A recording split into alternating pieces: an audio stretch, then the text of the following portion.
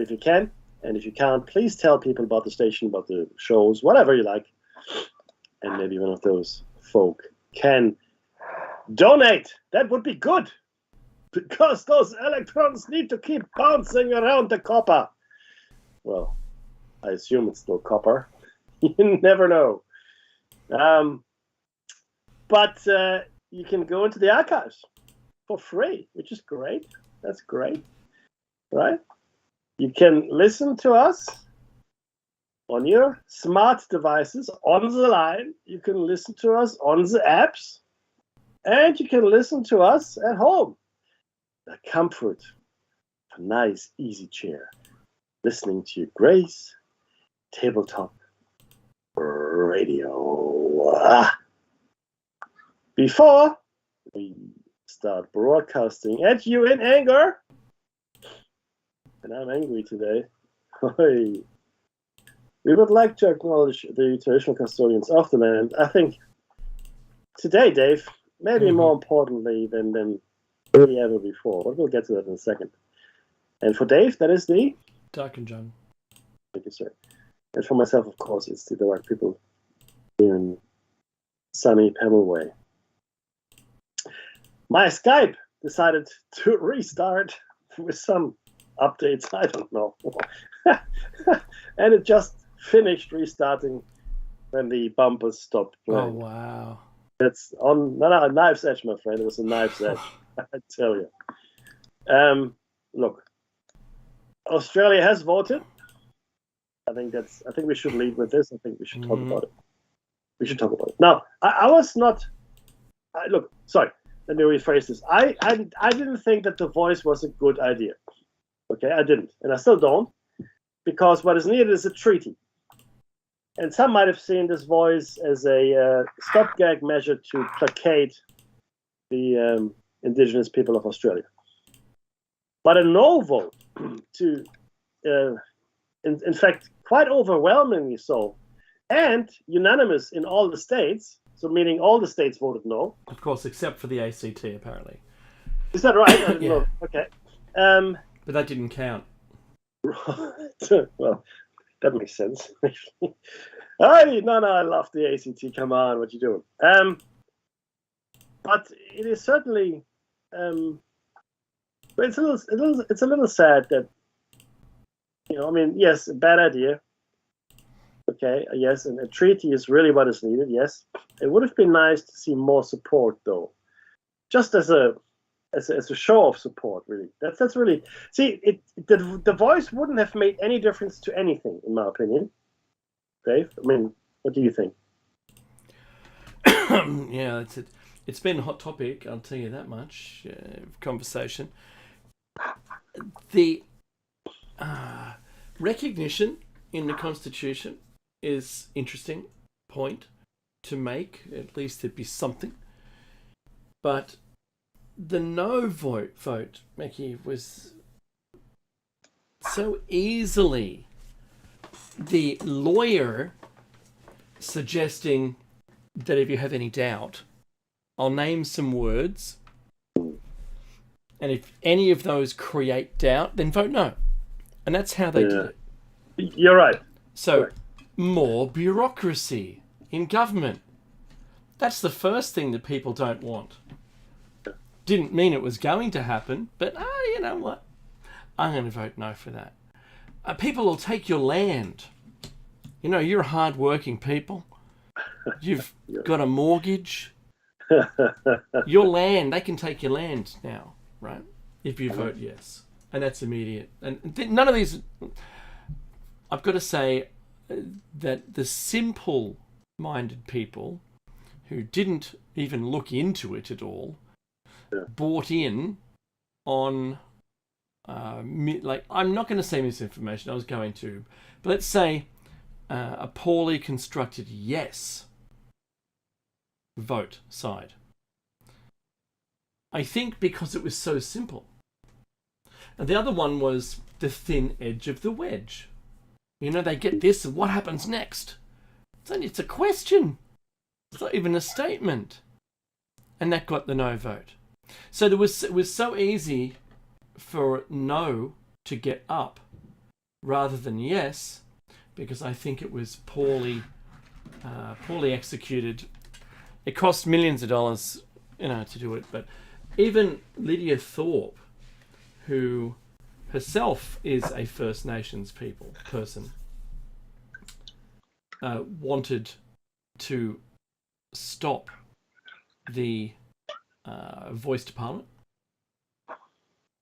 and that brought so many people along with her. Yeah, that's true. She was the Pied Piper of like the cleanup crew at the end, right? If you'd not listened to parliamentarians or people in office saying you should vote no, then she was the cleanup crew that came in the end and just swept them all up. And I've got to say, I'm actually disappointed because I believe that maybe we would have had a better view. The things that could have been fixed by it, I suspect, Meki, would have been the disproportionate quantity of First Nations people in our prisons. As a result of doing that, the voice to Parliament, it gets like inequality, but it gets, this is the other word, Meki, they use, segregation in the no vote. If you want to keep segregation going, you vote no. What? It's like, if you believe in apartheid, then vote no. So all those people who live in the cities were more likely to vote yes, and all of those people, I saw the breakdown of the vote, and the people who were living in regional areas were more likely to vote no. Yeah, but I do want to say that I don't think it was racially motivated. I don't think this was a racist vote. What it was a fear vote, as you have pointed out, Dave. Yeah. It was a fear vote. It was a lawyer's vote, right? And it was a risk vote. That's what it was. Great way of putting it, Mickey. And, of course, look, $450 million. So people voted no for the same reason that I didn't like the whole thing, which is it wouldn't have done anything. So people voted no because they thought, oh my God, this is too much change. I can't live with this change. Whereas in fact, you know what? Nothing would have changed at all, which is why I didn't like it. That's just me, right? Yeah. So this next part of the conversation, Mark, you talk about the treaty, is what should have happened initially. Oh, of course. 100%. It could never have happened because there was no people here, Mickey. That's fauna. Fauna. You're not making a treaty with the fauna, are you? What again? All right. Make a joke. But this is where, look, if you really want to get to the bottom of this, it's a really simple conversation. Right? The British, it was the British because the Dutch were here before, and we think the Egyptians were here, believe it or not. Yeah, that's right. Maybe the Chinese made it. Certainly, some Arab traders. Certainly, Indonesians and Papua New Guineans made it. Obviously, because Egyptians were here because there was boomerangs in the tombs they found. That's correct. But it was the British who decided. You know what? There's no one here, so this is not mine. Thank you very much. That's right. And they decided, okay, well, that's what happened. And look. They've been trying pretty hard ever since to make sure there really was no one here. Yeah. And it's still happening, and you can twist it any which way you want. The phenomenon is really interesting. So America has got a double whammy there. Most other countries have a more indigenous focused policy. Well, I don't want to call it policy, but certainly attitude. Let's call it attitude towards a people. Now, in most countries that were colonized, the indigenous population has been, let's say, treated less than fairly. And still, to this day, in most countries where colonization took place. In America, interesting enough, so that is a true statement as well for the indigenous people of America, like North America, the First Nations people there. That is true. But an additional factor which we don't really have to contend with in Australia, Mm-hmm. is slavery, where they imported a whole bunch of indigenous people from somewhere else because clearly they didn't have enough problems with the indigenous people already there. Let's create more problems for ourselves.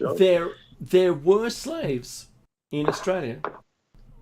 There were First Oh Nations no, people in there were. slavery. That's right. Yes, you're right. But it was never as prominent a feature of Australia as it was in the United States. That's true. Yes.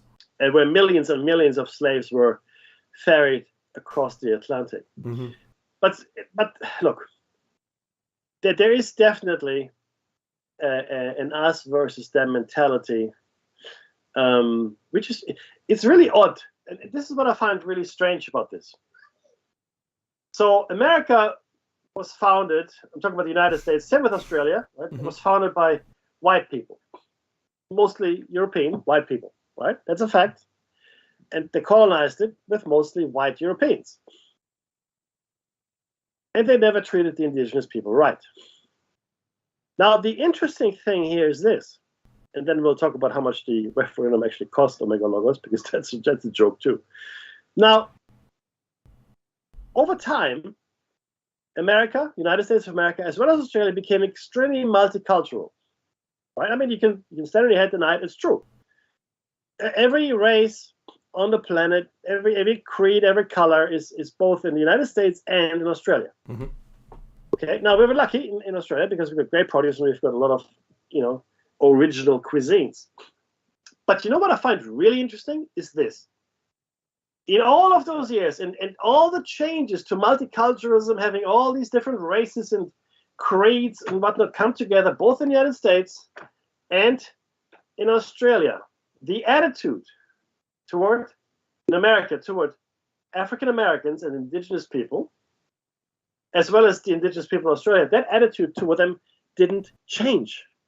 Yeah, isn't that weird? It hasn't changed. So it's like the people that came here, and I include myself in that, yeah, because I came here. Now I don't feel that way, but let's just say that we all adopted the prevailing racism, if you will. Do you know what I mean? As strange as that is, as weird as that is, because I have no history at all with Aboriginals, at all, none, zero. I came here some 30 years ago. So none of my ancestors were involved in any of the things that happened, and so it's monkeys on the ladder, Mickey. Well, that's it. Yeah. And to be honest, I have no feelings that are negative toward the indigenous population at all. None, zero. I've got no preconceived ideas, right? Nothing, because I don't have that history. Whereas I feel that a lot of people that come here, they just adopt that, I guess, bias or the bigotry in a way. It is really odd, Dave. I find this really strange. America is the same. Yeah, that's where right. people seem to have adopted. Because in America, you could have been there for many, many generations, right? And you're not the founding fathers, and you might have an Italian background, you might have a whatever background, even an Asian background, right, or whatever it might be, and you probably would buy into that kind of bigotry. The same. Because it's the cultural norm. Isn't that weird?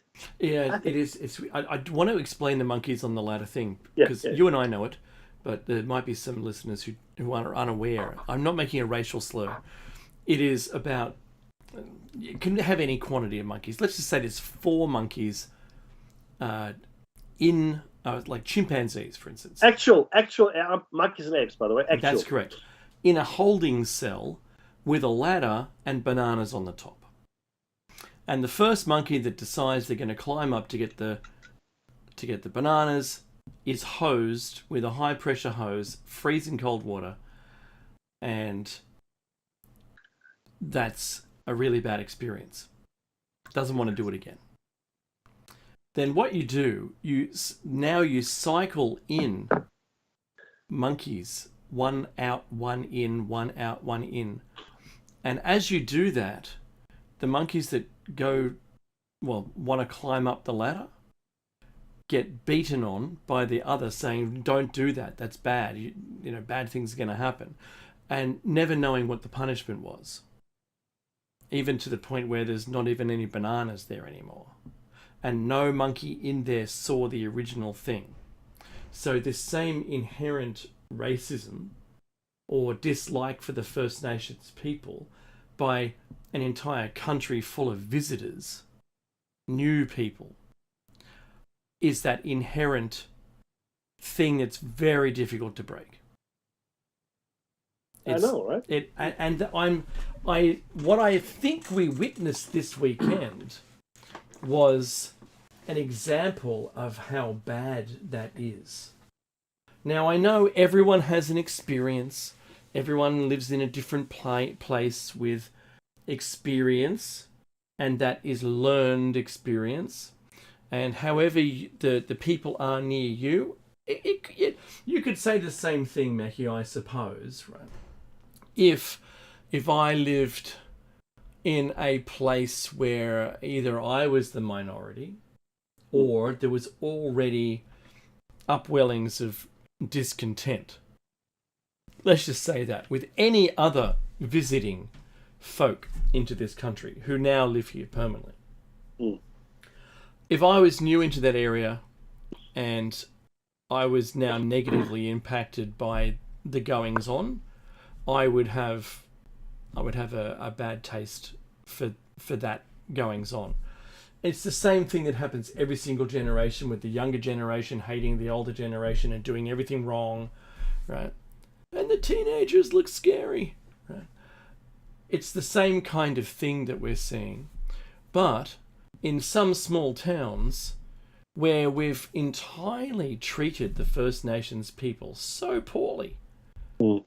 And I think Amigo Logos does mention a point there, and I just want to say the clash of cultures is something that is to be recognised. And I know, we talk about, the lands in which we broadcast, and in some ways we have a great respect for the First Nations people. And then when you have that, the First Nations people don't recognise private or personal property, because they didn't have a word for owned.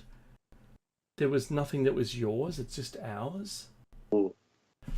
And that's a very hard line to grapple with when it's not in your culture.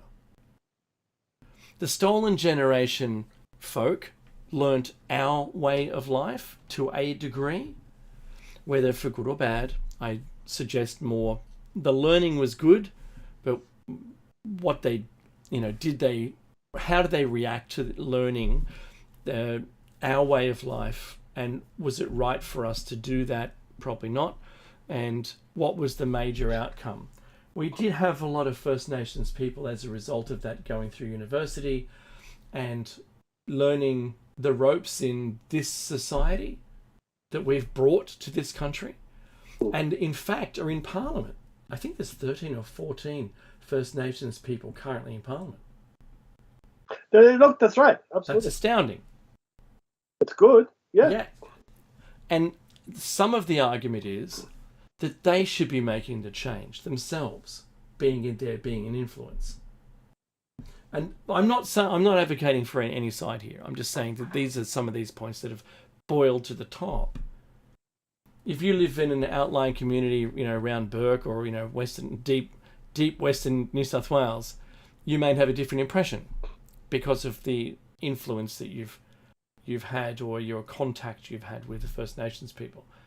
I'm just going to say, if aliens invaded this planet right now, like if tomorrow we woke up, there's ships hovering in the sky everywhere, and just give me 2 minutes on this one, and we were now an oppressed society. We wanted all those things back again. Hey, we'd really like that food at the shopping centres. Yeah, again, that'd be great. How about some power? Can you give us power? Because we used to have this thing called the internet. It was really good, and now there's nothing. How about some fuel? Because I want to drive my car around. If all the things that we had before they arrived were non-existent from now on, from tomorrow on, in my example, how would we behave to them? Yeah. You've got to... It's not theirs. This is ours. This plant was ours before they arrived. Mm-hmm. I think that point of view is lost in our interaction. You've got to understand what that means. And it's very tough for any of the like whoever the loser is in that battle. The higher tech usually wins. The lower tech one just has to put up with it, whatever it is. Right? UFO Cowboy says city people voted yes because they have never met real, let's call them First Nations people out in their communities. When I was growing up, we had a few First Nations people at my primary school. Didn't get to our high school, don't know what happened. They probably moved away. I dated a First Nations girl when I was a teenager, which was nice. I really don't know whatever happened to that relationship. It's like I woke up and she was gone. And I listened to my music to see my way through it. That's a song bag, actually, by the way. I don't know, Meki. I don't want to have had that this conversation creates more divergence between the two groups of the yeses and the nos. It didn't have to. It didn't have to, no. It didn't have to, but it has now because of the vote. Look, that's fine. Look, the truth is this. I do agree with you, for Cowboy, that it's not all, sunshine, lollipops, and rainbows. That's right. When it comes to indigenous cultures. Okay, there's some things that are clearly not, that wouldn't sit quite right with a whole bunch of people that live in the cities. And I know a friend of mine, his father was a doctor. And he, part of his medical, area was to go to indigenous communities, especially up north, for medical services. And his son, my friend, went with him, and he told me a great many things that his father told him, and some of them were quite horrendous. Now, I don't know if that is a expression of all the things that were done to destroy the indigenous culture, and this is what the things that are happening is an expression of that, of a broken society, if you will, or if it was always that practice. I don't know. I simply don't know, right? And so I don't want to say either way. I do know that some horrendous things did happen in those communities, which weren't perpetrated by white people, right? But by indigenous peoples themselves. So, look, that's the truth. But again, I don't know if that's an expression of a broken culture or an expression of the culture as it was before the white folk came here. But ultimately, because we are where we are, you can cry about the past, you can tear out your hair, not that I could, but the people can that have hair, they can tear their hair out. But we have to find a way to get along today. And not just here in Australia, everywhere.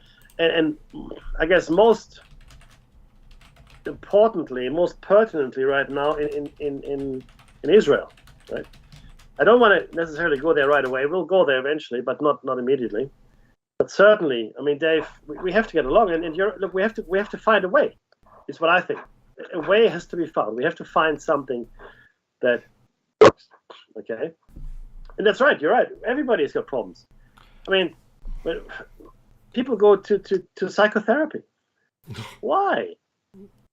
I mean, again, like I don't want to sound judgy, but I reckon if people had friends they could talk to, and and they could really openly discuss who they are, and they just open themselves up to their friends, I think psychiatrists wouldn't have terribly much to do in the world. But we don't. Most of us can't. Especially men are not taught this skill to open up and talk about how they feel and what bothers them, blah blah blah, all that stuff, right? Because it's just that's not what a man does. So, but we still have to find a way to get along. Yeah. I was going to point out, Mickey, that like we can say that the fringe of our society, from a First Nations people's position, is not an easy place to live. And I think the best example of how difficult it is how many homeless people we have within our society who are in the centre of it, in the big cities, living rough, right? That means sleeping outside, right? We have a growing epidemic of this because it's becoming unreasonably expensive, and the money that the handouts from the government don't even cover rent of any kind, let alone being able to deal with food or other things. So if you only were concerned about eating, then you couldn't live somewhere. Right? And we have drug problems with our own people, the visiting cultures, not the First Nations people, but all the other people that live in Australia, for instance. And for that matter, look at Philadelphia, the streets around the centre are just a nightmare. And there's YouTube clips of just how bad that is. I know in California there's homeless under freeways, all right, along temporary housing everywhere. Let's call it tents and tarpaulins and things like that. So we're not doing a very good job with our own people who need help, let alone the First Nations people who also could do with a step up. Yeah. Right.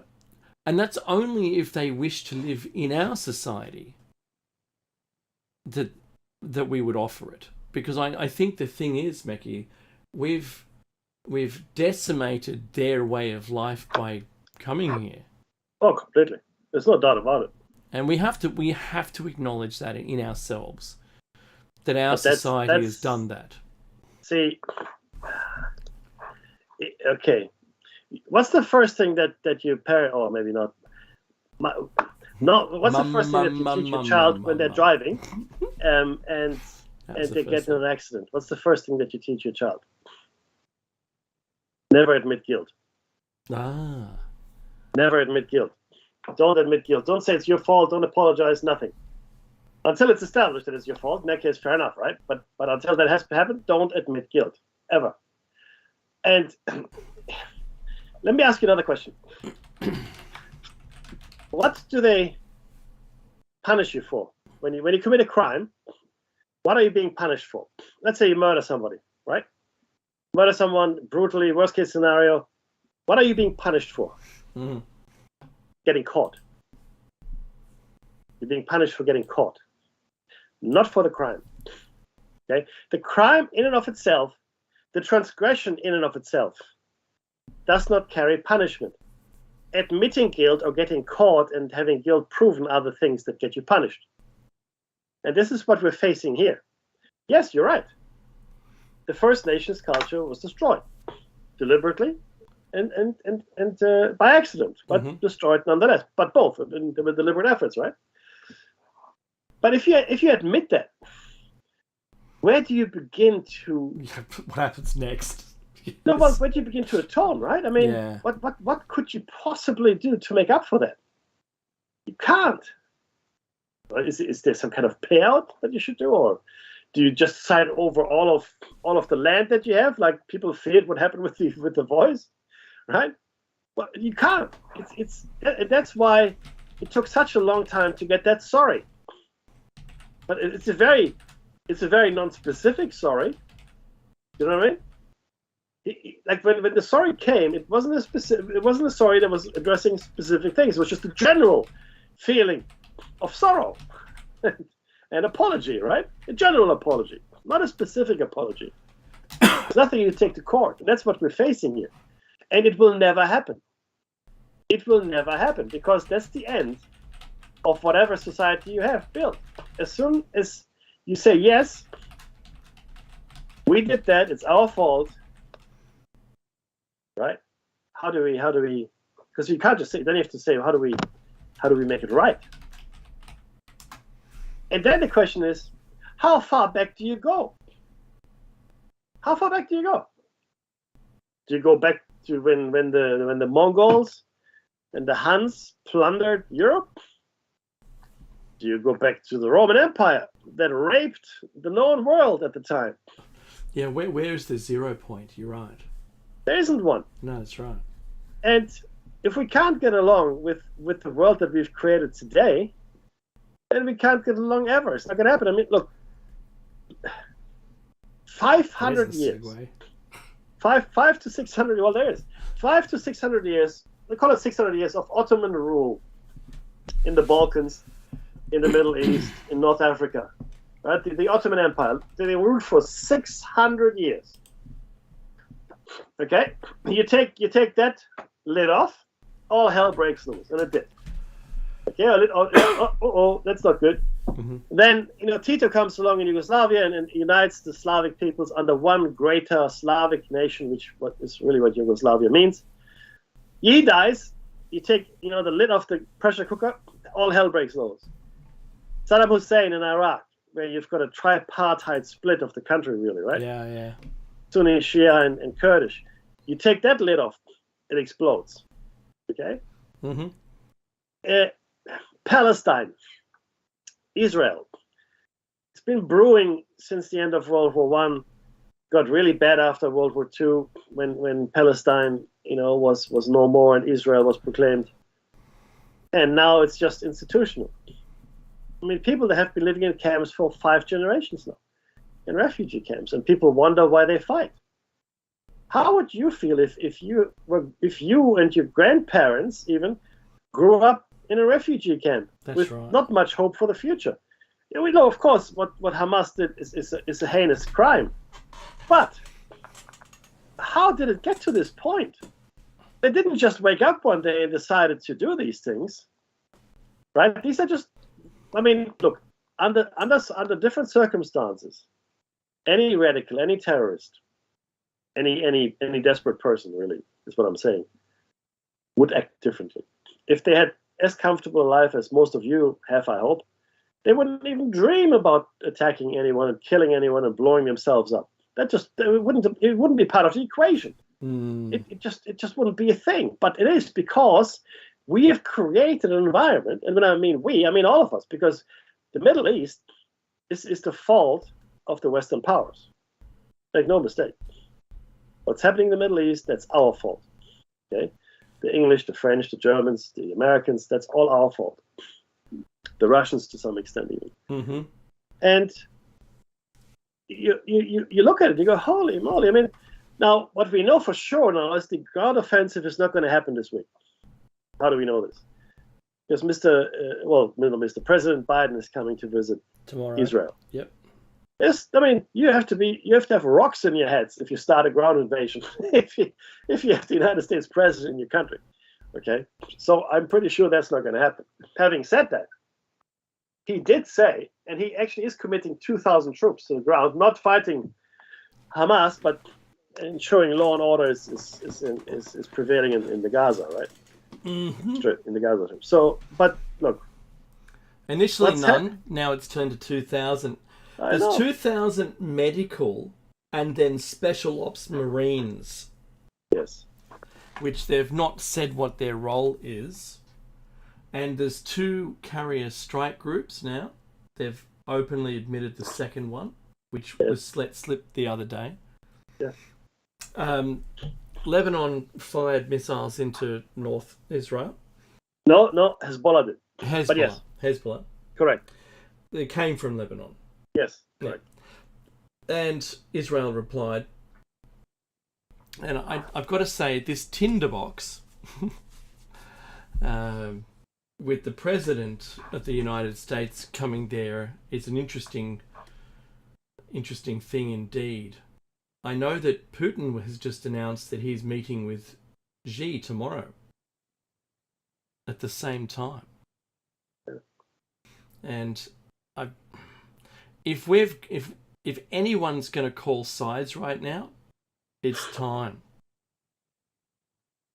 So whose side are you on?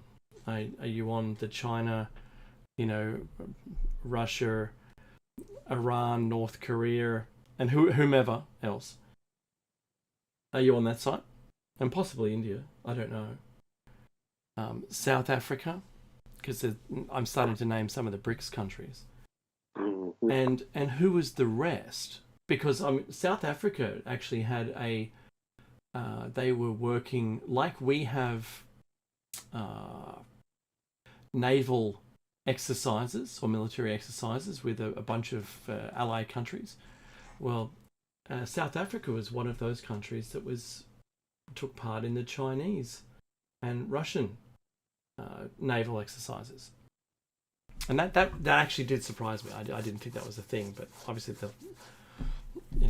money's that money, right? Now, if you were going to call a side right now, is that what's happening? Because the president just doesn't fly in. You know how much effort and materials there and people that were brought to Sydney. Do you remember that, Mackie? Mm-hmm. When he visited the last time? Oh yeah. I wonder, is that just creating a big target? Are the two carrier strike groups there for a false flag?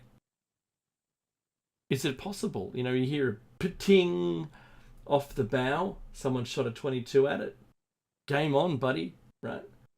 Yeah. Are they waiting for something, Mickey, to happen so they can go all in? Because it would be all in. Well, let's look at what happened up to this point. And what's happened up to this point is this. We have had an attack that we haven't had before, or ever of this nature. Mm-hmm. And what would it take to make it worse? And the answer is, well, anything. You bring something in that draws the United States into the conflict. That's right. Because there's only one end game here. Yeah. And there's only one end game. This is the end game. Gaza will be depopulated. Mm-hmm. That's the end game. And eventually, once that's happened, then Netanyahu can look at the north and potentially the West Bank, but that's not too bad at the moment. But certainly, he can look north to Hezbollah country, which is funnily enough in the Bekaa Valley, which also happens to house the Jupiter Temple, Dave. Yeah, the Bekaa Valley. Let's hope nothing happens to our little monoliths there, and not so little. So, bringing in that much military firepower and having it's sitting on a powder keg, right? Mm. And the problem is, if you juggle with a jar of nitroglycerin, right? Yeah. And then something happens, nobody should be surprised. Okay, let's be very clear here that's what we're doing here. We're juggling with a jar of nitroglycerin in the mix. Yeah. Because you don't put that much firepower into a conflict zone and think, oh no, it's going to be fine. Fine. That's right. It's going to be fine. Don't worry about it. No, it's not going to be fine. It's the opposite of fine. Okay. Commentators are suggesting this week that look, Taiwan should look out, and this is what we've spoken about. We spoke about this on Sunday, and for a long time. And what does game on mean? Yeah. And what does it mean for the current conflict, and what does it mean for other conflicts? So, and the possibility if this of others, proceeds as the Israelis want, I'm overstating this. If this proceeds as Netanyahu wants, then there's really no moral high ground for anyone anywhere. That's right. Ukraine has been doing what it's been doing, right? Taiwan, well, look, if I were, you know what I would do if I were China? I would, as far-fetched as this is, as a scenario, I would stage a Taiwanese attack on a Chinese ship, on a Chinese town, something. right? Mm-hmm. Maybe even a missile launch on a Chinese city. That's what I would stage. False and then flag. blame.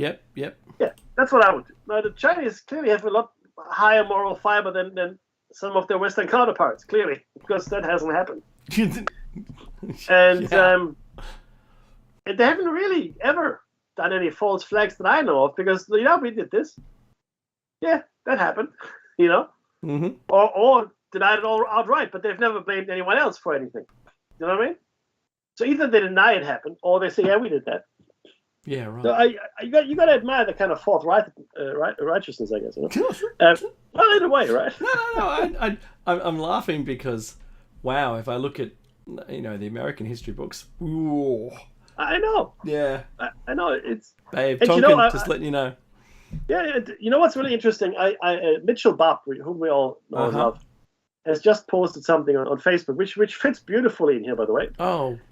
So he's posted the last 7 presidents, thereabouts, and how many wars they all conducted. Oh, right? Yeah, I love these. Now, Biden has got a lot there, right? And you know how many wars Trump started or conducted?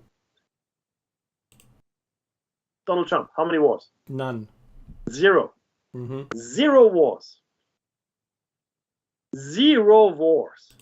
Not a one. Now, take from that whatever you want.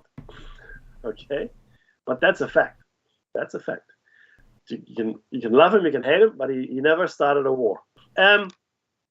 Now, going back to our Israeli engagement there, right? They will go in and they will bulldoze Gaza.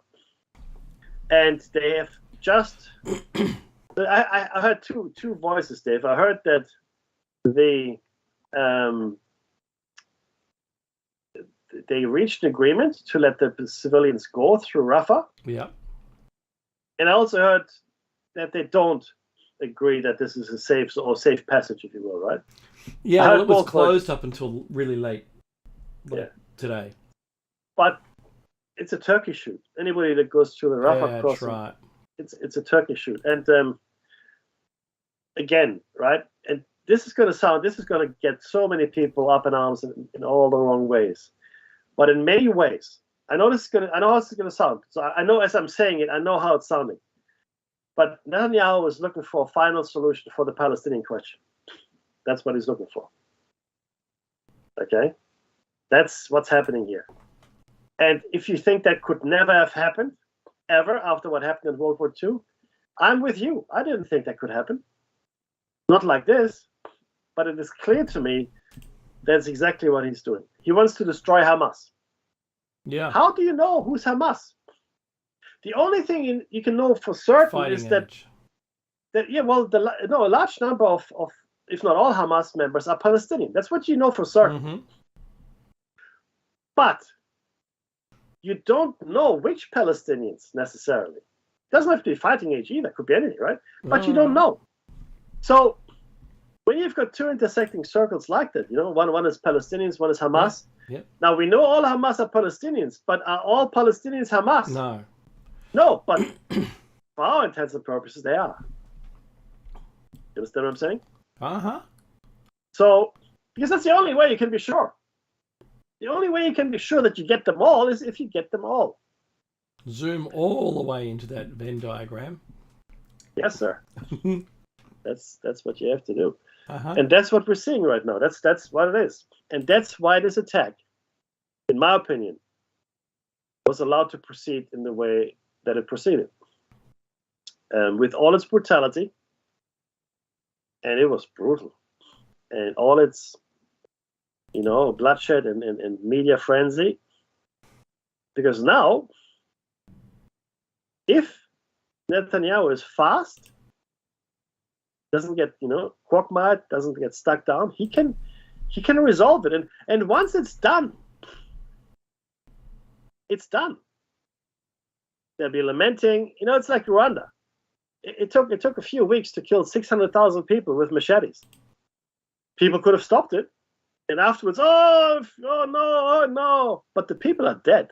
Everybody's going, oh, how could this have happened? We should have done something. Yeah, you should have. You didn't.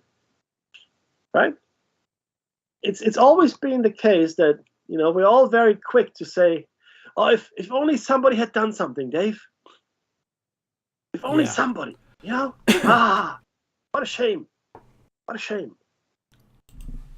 And I fear that that's what's happening here, right? Yeah. Now we mentioned that there's stories that the US knew about Pearl Harbor, about the planes, and did nothing, and just these stories, so that America could enter the war, because otherwise people didn't want to go to war, right? And I would I'd hesitate to suggest the same thing is happening here. I wish we never find out. There's so many questions, and I've watched all the footage that I can, and here's where they came through the fence, and here's they call them hang gliders. They're not hang gliders, because hang gliders are a triangle. These were parasails that flew across. Yeah, yeah. How they wouldn't turn up on a radar is beyond me, because they should. They've got a very, very large cross section, greater than a fighter jet. Believe it or not, because fighter jets actually got a pretty low radar cross section. But and the F-35 is about the size of a B or smaller in its cross section because of all of its materials. Just saying, a rotating fan with blades and a parasail moving slowly, that would turn up for 10 minutes on the radar and have an appropriate amount of response time coming from one place across the border to your place. So I have to doubt. I have got to doubt the story that they didn't know. It's kind of like the 9/11, where all the planes were diverted south, all the military planes, and there was a test on that day. If we hear there's a test, there was a test on, yeah, that's kind of cemented. I think they're just so used to lying now, Mackie, that if it's the truth that they lied, then I would believe it. It's difficult to doubt at this point. I know, and it's just extraordinary. Yeah, it really is. It's doing my head in that's where we are. Like Mackie and I, we've spoken for years now, right? On air about all different kinds of things. We went into depths about false flags, and then to witness it, the possibility that one has now taken place just so that they can bulldoze, the opposition, because that seems popular these days, I think. The way that Russia fights a war is completely devastate all the towns, so there's no hiding places. Yeah? Just artillery. Just take it all out. Well, that's entirely what could happen here with the Gaza Strip. It could actually be leveled, and there'd be nothing. There'd be no place to inhabit. So then you can rebuild. I like the rebuilding part. Yeah, because once the people have left, let's say they're allowed to leave. Yep. Hopefully, let's say they leave, right, into Egypt. They're never going to go back. Yeah, but where are they going to go? Doesn't matter, because they're out of Gaza. Not my problem. No, it isn't. Yeah. Okay, I'm with you. Yeah. They're in Egypt now. Good luck to you, Egypt. Mm-hmm. Don't care. They were the first to say, nah. Because they won't go to Egypt. Mm-hmm. But it'll just make things worse. Right now, there's territorial integrity, mm-hmm. right? So you no longer have to worry about the Palestinians, because the Palestinian enclave is gone. If anything comes out of Egypt, you're going to go to Egypt and say, "Hey, Egypt, listen, buddy, you better control those Palestinians on your side of the border, on your side of the They're border." Your problem. Okay. Otherwise, we end up like Turkey, making incursions into both Syria and Iraq. Oh wow! Because of the Kurdish fighters, right? So what can I say? I hope I'm wrong, Dave. Well, I'll buy you a coffee, Mickey, if you're right. If I'm right, I got this is oh, this is your what do we call it? Your death coffee? No, that's no, it's the other one. It was Mortimer and what's his name from our Trading usual Places. Yeah, that's right. Our usual bet, yes. $1. There you go. Yeah, so you've ruined two men's lives over $1? Yes. What do you mean? That's okay. I owe one of our listeners a coffee for another thing. Yeah, they were right, which is good. Oh, good. Good on you too. You know who you are. Yeah, he won't give you the satisfaction of mentioning your name on it. You were right. You know who you are. I'll buy you that coffee.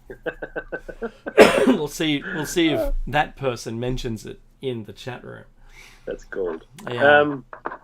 No, but look, it is certainly a situation that is of the most serious nature. Right now, this, like I said before, and I think Dave and I have discussed this at length, is a point where history could definitely be made. That's not a good thing. History being made is never a good thing. It could be a flashpoint. It could be the Nexus event that starts a whole raft of other things coming after it. The Great Reset. Well, yeah. Yeah. In many ways, 9/11 was like that, albeit on a more insidious, I guess, approach. It wasn't as clean cut as actual hot war, right? Which is what we're facing here. Yeah, that's true. And but the results were phenomenal. I mean, if you look at all the things that were accomplished after that, it's just it boggles the mind. And yeah, so Israel is poised with several 100,000 troops, mind you, to invade the Gaza Strip, which is inhabited by some 2 million people, and half of that has fled south already. It'll be a bloody battle if they walk in, no matter how much bombing and artillery support they have. Mm-hmm. It'll be bloody, and the fighters that are there, I don't think they're just going to lie down. But that's my opinion. I could be completely wrong. I agree. And look, and now it depends what kind of arsenal they have. Yeah. So if they have, anti-tank weapons and mines, and if they're able to stop APVs, or personnel carriers, right? Correct. If they're able to stop them, the streets can get clogged real quick. You're right. Alternate routes can be planned. You can block certain streets so that you're funneling traffic, setting up, booby traps and all kinds of things. It could be a slaughter for Israel. They could suffer greatly in this conflict, and it's only going to be portrayed on all of our televisions every hour on the hour. Yeah. On the other hand, if you look at the recent example of Russia and the Ukraine, mm-hmm. it could be the opposite, right? So we all expected Russia to roll over the Ukraine. Oh yeah. But the opposite happened, and here we're expecting Israel to I guess, be stuck in a long and bloody engagement, whereas they might just roll over. Is tough, Mickey. Oh, completely, yeah, absolutely, mm-hmm. It's 100%. It's urban warfare, apart from mountainous warfare like in Afghanistan, is the worst kind of warfare. Mm. It's and exhausting. Tunnels. Yeah, my grandfather, he was in Breslau on the Eastern Front. He told me about the street, house to house, door to door fights, and he said it wrecks your nerves. Well, that's the music. Thank you so much for listening. Really appreciate it. It's nice to have have you invite us into your home for an hour. This has been Plato's Cave. Don't go anywhere. I'm sure something else is coming up on the station. It's going to be awesome. And most of all, Be safe and good morning to